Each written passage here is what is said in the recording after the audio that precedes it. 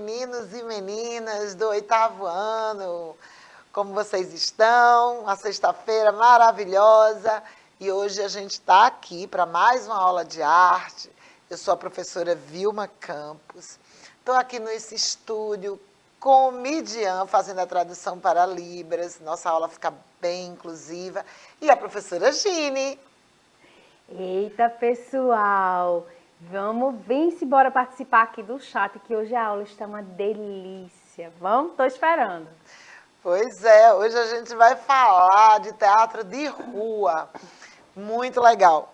Eu não sei se vocês já viram, espero que já tenham tido essa experiência, né, de vivenciar o teatro de rua, que é muito legal, né, uma forma de teatro bem interessante, bem rica, né? Vamos começar?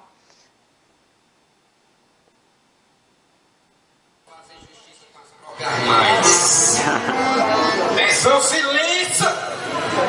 Rapaz, vocês ainda estão aí, é? Vocês não vão se embora não, é? Poxa! Ah, que diabo é isso? Mas é feio. De onde é que saiu isso aqui, hein? De onde? De quem? Da Rosinha? Meu neto? Quer dizer que eu sou avô? Ai, ai, ai, ai, ai, ai. Ai, que desgosto. Legal, né? Bem divertido esse teatro de rua que utiliza bonecos, mamulengo. Eu curto pra caramba, porque essa modalidade teatral, né, é bem interativa, né? Vocês viram ali como o boneco conversa com as pessoas, né? As pessoas vão falando e ele vai reagindo. É uma das características do teatro de rua, ele ser assim, também interativo. E é interessante, porque o teatro de rua, ele pode utilizar de todas essas ferramentas, né? De todas as modalidades, de todos os gêneros, né? Ele cabe tudo ali no teatro de rua. Bora ver mais um pouquinho. Para a gente sempre lembrar, toda vez que a gente falar de teatro, a gente tem sempre que lembrar dos elementos básicos do teatro, e porque a gente tem que estar atento a isso, tá certo? Vocês lembram quais são os elementos básicos do teatro? São 3. Quando a gente fala básico, é justamente porque são os 3 que são imprescindíveis, tá? Sem eles, não existe teatro. Estão lembrados? A gente já falou sobre isso em outras aulas. Bora lá? Ver quais são? Aí, o texto, o público e o ator ou atriz. Texto, lembrando que não necessariamente o texto falado, porque se for um teatro, uma pantomima, só com mímica, tem texto, só não é falado, tá? O texto é a história, é o que acontece, né? Para que aquele teatro possa existir. Tá bom? É a história em si, não necessariamente ela precisa ser falada, ela pode se utilizar de imagens, de gestos e também, é claro, né, da palavra. Vamos seguir? A gente tem o teatro, ele tem outros elementos, tá? Que a gente chama de complementares, que vão se juntar aos 3 básicos, que é o palco, né, onde fica geralmente o cenário. Esse palco, ele não necessariamente precisa ser aquele palco tradicional, tá? O figurino, né? A iluminação, a maquiagem, a sonoplastia, esses elementos eles são chamados complementares, porque eles ajudam realmente, eles complementam, mas eles não são imprescindíveis. Eu posso fazer teatro sem iluminação, eu posso fazer teatro sem palco, eu posso fazer teatro sem cenário, não posso? Sem maquiagem? Pode, só não pode sem ator, sem texto e sem público. Isso aí não tem como. Vamos ver um pouquinho?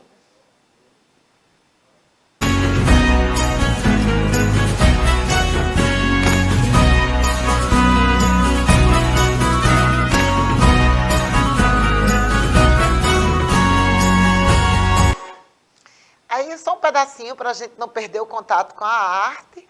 Aí a gente viu nesse pedacinho uma representação da comédia dell'arte. A gente vai trabalhar, vai conhecer um pouquinho desse teatro.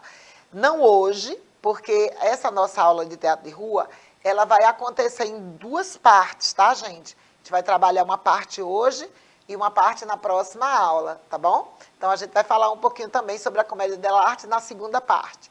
Mas aí eu já trouxe hoje para a gente já ir sentindo o gostinho, ficar com vontade, né, Gine? Já dá aquela vontade de Gente, conhecer. eu revisitei, né?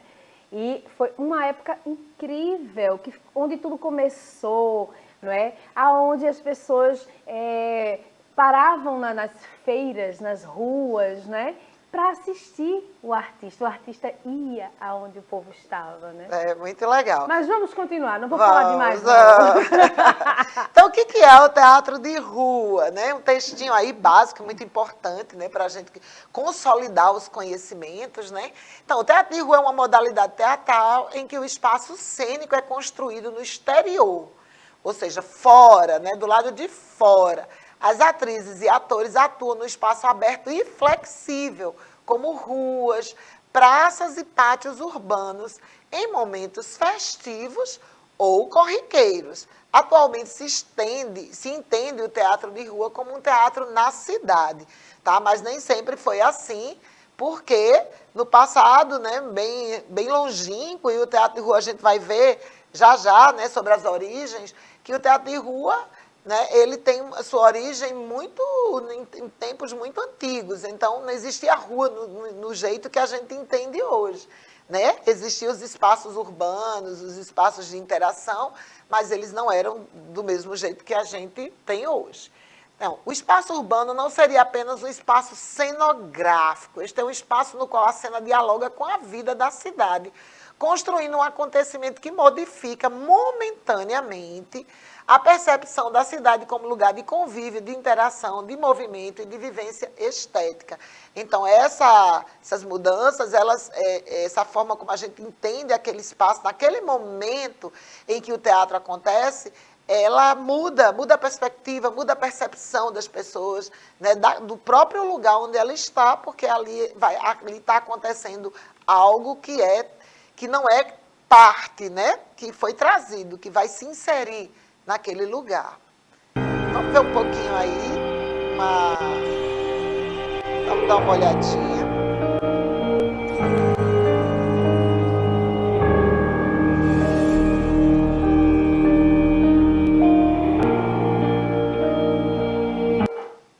Aí só é um pedacinho, a gente viu aí uma forma de arte bem atual, né, que é um happening, e isso está acontecendo, ou uma performance, isso aconteceu lá em São Paulo, né, um grupo, um coletivo teatral que faz essas intervenções na rua, isso é um tipo de teatro de rua bem do nosso tempo, tá? Porque ele vai ter uma outra forma de interação, e é bem rico essa experiência aí, né? Vocês viram as pessoas enlameadas, com uma venda nos olhos, cheias de sacolas, né?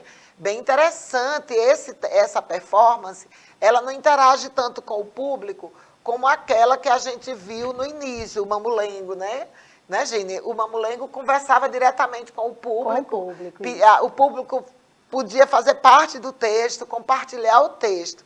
Nessa performance aí, continua sendo um teatro de rua, só que ela não tem a interação. Ele mexe com o visual, com a sensoriedade do público, né? Ele interfere com o espaço da cidade. Faz né? você pensar, o que é isso? Ele levanta questões. Levanta questões, faz com que você veja aquele espaço de uma outra forma. Exato. E traz né, para o público um questionamento, né? uma inquietação. Né? É uma outra forma. Vamos continuando? Então, há nos últimos 30 anos um grande número de experiências que exploram as fronteiras da linguagem cênica nas ruas, exatamente esse aí. No Brasil, são diversos os grupos de teatro que realizam experiências nas ruas. Destacam-se o Grupo Galpão, de Belo Horizonte, o Tá na Rua, no Rio. Muito bom. O Grupo Emboaça, de Aracaju, e Grupo Experiências Subterrâneas de Florianópolis. Esses grupos que eu citei são os que têm mais destaque, que estão há mais tempo. Em Recife, hoje, a gente não tem alguns grupos se desfizeram com a pandemia. Sim. Então, o teatro de rua hoje em Recife, ele está um pouco... ainda como é que eu diria? recomeçando. Tentando... Ele foi, assim, como é uma coisa presencial, de estar junto, ele foi um pouco afetado, né? Aí depois ele meio que entrou numa questão mais híbrida com a linguagem audiovisual, né? No cyberespaço, mas ainda assim, bem devagar. Hoje tá melhor. Tá voltando. E estamos voltando para a rua de novo, né? Esperamos em breve, né, a gente tenha experiências de teatro de rua em Recife que a gente possa trazer para vocês aqui nas aulas, né? Mas eu fiz uma pesquisa, eu não consegui encontrar, né, nesse momento, nenhum grupo que estivesse atuando, né, com uma visibilidade maior para trazer para vocês. Mas a gente ainda vai falar um pouquinho sobre o Teatro de Rua em Recife com um grupo que atuou, né, bastante forte, que foi as Loucas de Pedra Lilás. Infelizmente, esse grupo ele não está atuando no momento. Eu não sei se elas vão voltar. Tomara. Né? Esse grupo se desfez por razões diversas da vida mesmo, né, de cada pessoa, porque é difícil o trabalho em grupo, né, Gini? Sim, muito difícil. Porque as pessoas às vezes têm perspectivas diferentes, oportunidades que aparecem. Viver, né, de arte no nosso país é um pouco sofrido. A gente precisa de patrocínio, às vezes não tem, a gente precisa de incentivo governamental, às vezes não tem. Então, realmente, o artista aqui em Pernambuco é no peito e na raça, não é? É difícil, porque não é tanto para música quanto para teatro, né, bandas, esses grupos que dependem de estarem juntos, às vezes as demandas de vida de cada faz com que esses grupos se separem, né? Terminem suas atividades, né? E acontece, é a vida, né? Então, aí que vocês estão vendo, até tem uma foto aqui, nessa imagem o grupo As Loucas de Pedra Lilás, foram cedidas gentilmente, né, por Cristina. Maravilhosas. Então, aí, modalidades do teatro de rua. Então, tem o teatro humano, que é o teatro mais tradicional, como a gente conhece, né? O teatro italiano, né, Gini? Isso. Tem o teatro de bonecos, que a gente viu lá no início, né? Teatro de sombras também pode ser feito na rua. O teatro misto, que é quando mistura o teatro humano com bonecos ou com objetos, e as performances ou happenings, que a gente também viu, né, naquele vídeo, aquela performance dos cegos, tá bom? Então, aí vocês estão vendo essa imagem, esse é o grupo As Loucas de Pedra Lilás, que é esse grupo que a gente falou, que estava atuando na década até acho que a primeira década do século XXI. Né? E que não está mais, nesse momento, não está atuando mais. E aí, agora a gente vai falar um pouquinho sobre as origens do teatro de rua. A gente já sabe o que é o teatro de rua, né? E a gente já sabe que ele tem diversas modalidades, a gente já sabe que ele acontece na rua, em ambientes públicos, mas a gente não sabe como é que surgiu esse teatro de rua. Gente, Vilma, olha só, uma das motivações, dos motivos do teatro de rua existir é que ele é um teatro de fundo educativo, tá? Então, na Grécia Antiga, né, as cenas eram os problemas da polis, ou seja, da cidade, né? E dos cidadãos. Exatamente. Então, era usado o teatro de rua exatamente para educar moralmente, civilmente. Ele está na base do teatro, né? Na Grécia. Exatamente. Né? Aquele teatro que era feito, as tragédias, as comédias gregas. A tragédia, ela tinha um porquê, né? Então, ele começou dessa forma. Começou nos festivais, né? Aos deuses, principalmente ao deus Dioniso. Isso. E tudo isso acontecia na rua. Na rua, inicialmente. gente. Depois é que criaram aqueles grandes teatros, isso, né, mas a procissão continuou, né? A procissão. Mesmo, aí começava na rua e se para os anfiteatros enormes, né, que tinha lá na Grécia. Você vê que interessante. Volta aí a imagem, por favor. Então, a gente colocou aí para vocês fazerem essa leitura de imagem. A gente tem aí 3 imagens, né? Essa primeira, maior, um pouquinho maior. Das, né, bacantes, né? Das são exatamente Dionísias. As bacantes, né? Que são aquela parte do coro, né? Exato. Nos festivais gregos, né? que fazia toda aquela procissão em homenagem ao deus Dioniso e que se dirigia até os teatros onde aconteciam, né? E eram coisas que duravam um tempo, né, gente? Sim, era dias. Dias e, Dias né, e dias. acontecendo aquele teatro. E depois que Téspis apareceu, não é, dizendo-se Dionísio, e tendo lá aquele texto improvisado, falando com o povo como se fosse Dionísio, como se fora Dionísio. Então, assim, quando entrava no teatro, né, o coro começou a contracenar com ele também. E foi a origem do teatro mesmo, porque foi quando surgiu a figura do ator. Do ator. Né? Como a gente viu lá, lembra que a gente viu? 3 elementos básicos que fundam o teatro: o público, Exato. o ator e o texto. Então, Téspis, quando eles, né, no meio daquela procissão, ele disse: eu sou o Dioniso. Isso. Né? E aí ele começou com essa coisa de eu sou o Dioniso e a interagir. A origem do teatro e da figura do ator. E sabe o que mais encanta no teatro de rua? Isso desde a Grécia até os dias de hoje com a Miradade. Ao fazer teatro de rua, ele descobriu uma possibilidade nova de plateia que ele não conhecia quando estava dentro de um teatro fechado com o ingresso comprado, né? Então, ele não conhecia que era a plateia heterogênea. Exatamente, isso é uma característica do teatro de rua. Porque quando você bota o teatro, um espetáculo no teatro, tem um público. Sim. É direcionado a um público. Porque você escolhe a história. Isso. Né? Então é um público mais homogêneo, né? O público que vai ver, por exemplo, Cinderela, Sim. Né? Que é uma comédia, né? Que é uma coisa assim mais popular, Isso. Né? Com uma vertente mais popular, é muito diferente do público que vai ver uma tragédia grega, que compra o ingresso para ver Fedra de Racine no teatro. Nossa, Né? né? É outro público. Outro. Já na rua, não. Na rua é todo mundo. É quem estiver passando ali naquele momento. Muito bem, gente. Foi muito boa essa sua colocação. Adorei, né? Que até me passou da gente colocar isso.